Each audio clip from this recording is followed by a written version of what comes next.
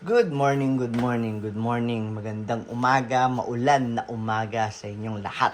Ayun, mga ka-beng-beng, mga ka-airsoft. Okay? Ngayon, sa video na ito ulit, samahan niyo ulit akong mag-unbox ng another unit natin, bago nating unit. At saka, itong brand na to, hindi pa ako nakakapag-unbox ng ganitong brand dito sa page natin. So, ang brand na to ay tanan! Tanan. Okay, isa siyang Army Armament. Okay, ayan. So, yung Army Armament, kagandahan sa Army Armament, isa rin siyang TM spec, Tokyo Marui spec. Okay? So, may nag-message sa akin, Sir, ba't hindi ka kumukuha nung Tokyo Marui? Yung Tokyo Marui po kasi parang ganito yan eh. Parang sa mga cellphone, yung Tokyo Marui is iPhone. Ganon. Ganon ko siya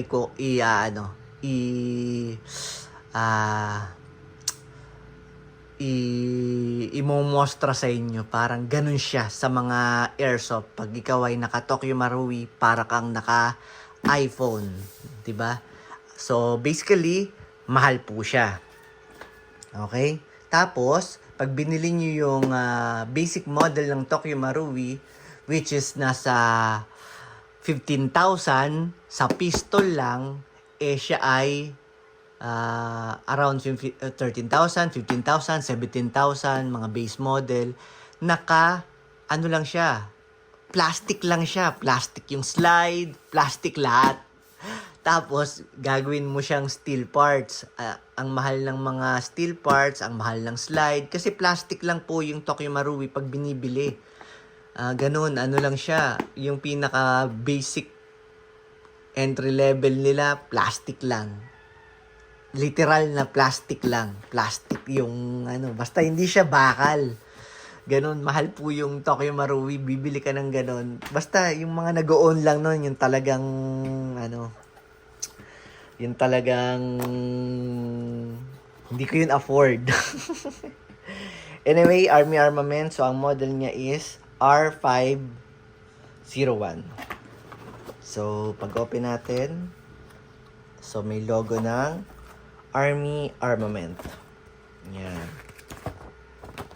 Lagay muna natin yan dyan. Tapos, sa box, may kasamang dalawang silica gel. Ba't dalawa? Walang laman. Okay, tapos merong solid metal magazine. So, mataba siya. High kappa. TM spec po siya. So, WE, AW, Tokyo Marui. Yan. Kasya po pagka gantong itsura ng magazine. High capacity magazine. So, ito yung unit, no?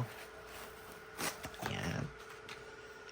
So, para siyang yung grip niya, para siyang kahoy. Although, ito ay hard rubber. Hindi siya hard rubber. Ano siya? Polymer. Tapos, metal yung slide. Metal yung lower frame. Tapos, adjustable yung trigger niya. Ayun, may butas doon. Doon nyo ipapasok yung allen. Para ma-adjust nyo yung trigger pull niya. Pwedeng dito lang. Pumutok na. Pwedeng sagad hanggang dito. Puputok. Kayo na po ang bahala magtimpla. Yan, dyan. Pinapasok dyan yung allen. Adjustable trigger. Skeleton trigger. Tapos, meron siyang magwell. Ayan. Medyo may hati dito yung magwell niya. Okay, so 2011 markings. So yung naririnig nyo madalas sa akin, 2011, 1911. So basically, ganito lang yan. Yung 1911, meron pa ba akong stock na 1911? Ano lang siya? Siya yung, para siyang classic, yung mga old school. Diba? Ito. Hindi. Medyo hindi na to eh. Medyo upgraded, modernized version na to eh. Parang ganito siya. Yan. Parang classic siya na 45. Ayan, yung 1911.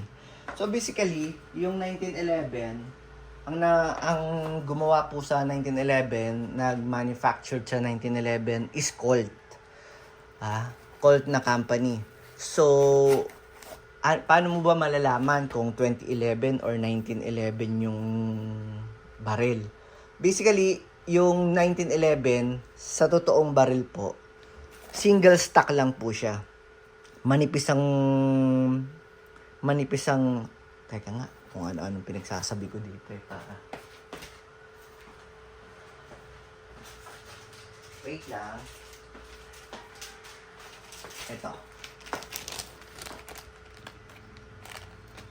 Ito, yan. See? Ayan. 1911, manipis yung, ganito rin sa sa totoong baril 1911, manipis lang yung magazine niya. Tapos, sa totoong buhay, yung stock ng bala niya, single stock lang. 1, 2, 3, 4. Ganun lang po yung salansa ng bala ng 1911. Tapos, nagkakaroon lang siya ng laman na 6 to 8. 6 to 7. Minsan, ginagawa nilang 8. Minsan, ginagawa nilang 7. Ipapasok nila yung baril dun, yung magazine sa baril, ikakasa nila para may laman yung chamber, tapos ilalabas nila yung magazine, tapos sa safety nila yung baril, tapos lalagyan ulit nila ng isa pang bala para magkaroon lang ng maraming bala. So, ganun po yung 1911. Tapos, yun namang 2011, 2011, ito kasi ay, itong unit na to is staccato. So, ano yung staccato? So, staccato, isa siyang brand, para siyang Colt. Isa siyang manufacturer ng gun na para siyang Colt. Kung yung Colt, inimbento nila yung 1911. Yung STI naman, yung staccato, STI kasi yung dati ng name Tapos naging staccato na. Sila yung nag-imbento ng 2011. Okay? So, ano yung 2011? Bakit siya tinawag na 2011? Kaya po siya naging 2011, naging high capacity na. Tapos, sa mga itsura ng baril, naging robust na siya. Mas mataba. Parang overbuild siya na 1911. Mas mataba, makapal yung grip. Kasi yung grip ng 1911, manipis lang Mataba, ganyan. Tapos, naiba yung build niya. Tumaba siya, ganun. Tapos, ang pinaka na andon, naging high capacity na. Sa totoong baril, kung yung 1911, 6 to 7 ang nagiging bala, yung yung 2011 is 16 to 20. Sa double stack na siya. 1, 2, 3, 4, 5, 6, 7. Ganun po yung 2011. Okay? Nagets nyo? Para alam nyo rin, kasi minsan nagsalita ako dito minsan sinasabi ko 1911 model, minsan sinasabi ko 2011 model, para aware kayo kung ano yung 1911 at saka 2011. Iba pa yung Glock kasi wala siyang hammer. Iba pa yung ganung uri ng unit, okay? So balik tayo dito sa unit. Isa siyang 2011 na staccato. So, ayan, 2011 markings. Tapos meron siya ditong Costa Ludus. So, ano naman yung Costa Ludus? Yung Costa Ludus, para din po yung Taran Tactical or TTI. Taran Tactical Innovation. Yung Costa Ludus naman, isa rin siyang tactical training facilities na si Chris Costa. Siya yung siya yung gumawa nun. Siya yung founder. Kasi si Chris Costa, marami na rin siyang napanalunan na sa mga shooting competition. Okay? So, Costa Ludus. So parang ginawa to para sa itong unit na to, ginawa para sa Costa Ludus naman. So, yung kasing mga nauna kong na video, yung mga Taran Tactical, yung John Wick, yon sa Taran Tactical naman, yon. Ito naman sa Costa Ludus. Okay? So, anong meron dito? Meron siyang fiber optics na sight, tapos iron sight sa likod. Sa harap ay sa front ay fiber optics, tapos para siyang kahoy nga, no? Tapos meron siyang dual ay ambidextrous na ayun, hindi pala siya gagana pag di nakakasa. Ambidextrous na manual safety. Tapos meron din siyang beaver tail safety. So working, no? Okay. Okay, working.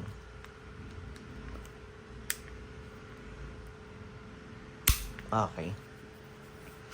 So ano pa ba? So, meron siyang naiiwan yung compensator niya dito. Nasabi ko na kung para saan yung compensator.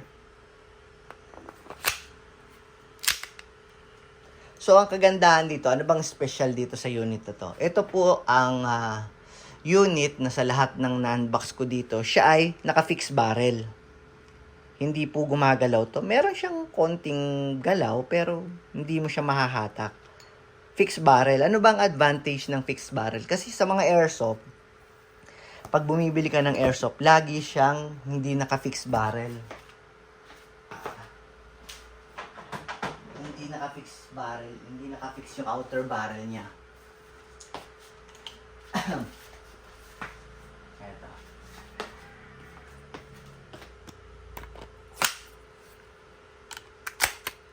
Eto. Katulad nito, yan, naririnig nyo. Hindi naka-fix yung outer barrel niya. Oh. So, ganito ang nangyayari. Pag hindi naka-fix yung outer barrel, pag pumutok kayo, gagalaw to. Gagalaw. Ngayon, tinamaan nyo. Kunyari yung target. Pag pumutok ulit kayo, dahil nagre-recoil, nagbo-blowback, tapos gumagalaw pa yung outer barrel, mahirap po itama. Mahirap tumama pagka hindi naka-fix outer barrel. Ngayon, merong nabibiling upgrade para maging fixed outer barrel. Ang mahal po nun. Minsan, nasa 1.5. Itong barrel lang na to, papalitan nyo to. 1.5, 2K, 3K. Ganun po yung ano. Ito, out of the box, itong Costa Ludus, naka-fix outer barrel na po siya. Ayan, no? Fixed outer barrel. Yun po ang advantage nitong unit na to. Out of the box, fixed outer barrel na rin siya. Okay? So, test fire natin. Nasabi ko naman na lahat. So, meron din siyang under railing for accessory attachment. So, threaded ba yon? Parang hindi naman. Hindi threaded yung outer barrel niya, no? So, lagyan natin siya ng bala. Ang haba na naman ng video ko. Tangina, ang daldal ko kasi. Eto, wala na siyang laman. So, yung mga newbie, mag-provide kayo ng ganito. Ito, baunan lang to ng anak ko. Para hindi naka-plastic yung BB nyo. Tapos gawa lang kayo ng parang, buksan nyo lang yung BB loader nyo. Kung wala kayong BB loader, meron po akong tindang BB loader. Ganito. Ayan. Marami akong mga gantong BB loader. So, paano nyo isasalin? Ganito lang. Parang gagawa kayo ng imbudo. Tapos,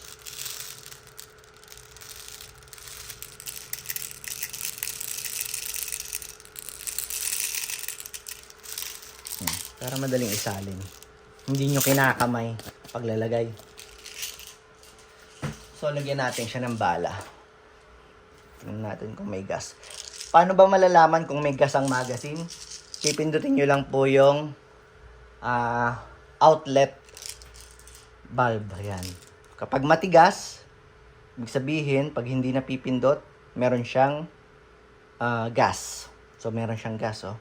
Hindi ko siya mapindot. Lumulubog yan, pag pinipindot. Tapos, meron pala siyang inlet valve cover. O, yun, maganda. So, hindi siya mukhang airsoft pagka may cover siyang ganito. So, nasa yung inlet valve? I-slide nyo lang po. Ayun. Okay? Hindi ko may slide. Yun. Yun. Ayun yung inlet valve. Dito nyo lalagyan siya ng gas. Tapos, slide nyo lang din pabalik. Okay. Mahusay, ha? May takip, ha? So, lagyan natin siya na PVC. Ayan o, nakita nyo. Ay, ito, malaki pala yung kanal nito. Ito yung sinasabi ko. Ayan o, dyan sa malaking kanal, papasok na lahat ng bibis dyan. Okay. Okay na yun. 8. Tapos huwag nyo lagi itong bibitawan, ha. Masisipak po itong magnet niya. May nabibili naman. Kaso, pwede namang ingatan, di ba? So, test fire tayo ng Army Armament. Ano nga to? Army Armament 501. Okay? Costa Ludus. Staccato. Okay? Test fire. Test fire tayo. Army Armament R501 nga ba yun? Costa Ludus. Fixed outer barrel. Okay? So, pasok natin. Again. Finger out. Pasok ng malakas ang magazine. Wait. Ba't siya nakakasa? Again. Trigger finger out. Pasok ng malakas ang magazine. Pack natin yung unit. Then, firing. Kita ba? Okay. Malakas ang tunog niya, no?